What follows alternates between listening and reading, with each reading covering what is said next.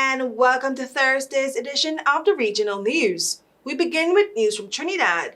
A police officer and a suspected criminal were fatally shot, and another police officer was injured in Guapo, Point Fortin in the early hours of Wednesday morning. Police Constable Krishna Banahar of the Superior CID in the Southwestern Police Division was pronounced dead at the hospital around 5:20 a.m. The identity of the deceased suspected is not yet known, police said. Another police officer was hospitalized. The fatal shooting occurred on St. Rose Street in Gonzales Village, where Banahar and other police officers were on a police exercise. We now bring you news from Cuba. Cuba's national electrical grid collapsed on Wednesday as Hurricane Rafael slammed into the island's southwest shore, packing sustained winds of 115 miles per hour and wreaking havoc on the already crisis-stricken country.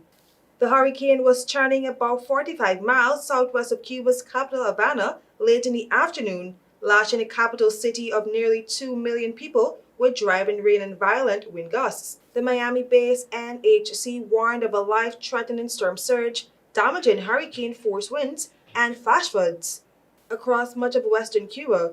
The region, including Havana, remained under a hurricane warning.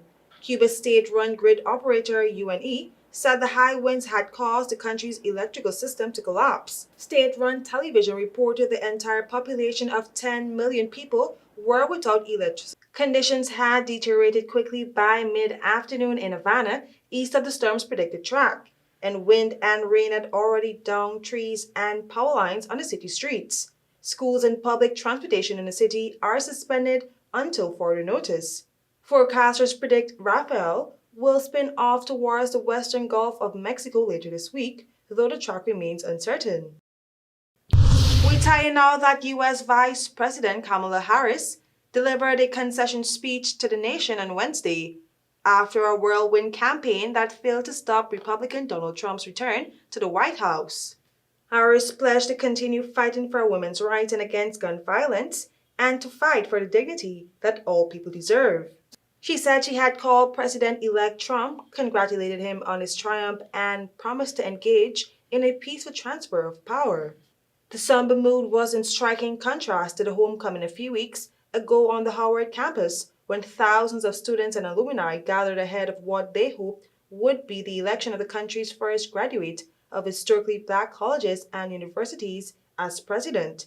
Harris rose to the top of the Democratic ticket in July after Biden stepped aside and brought newfound enthusiasm and cash to the Democratic ticket, but she struggled to overcome voters' concerns about the economy and immigration.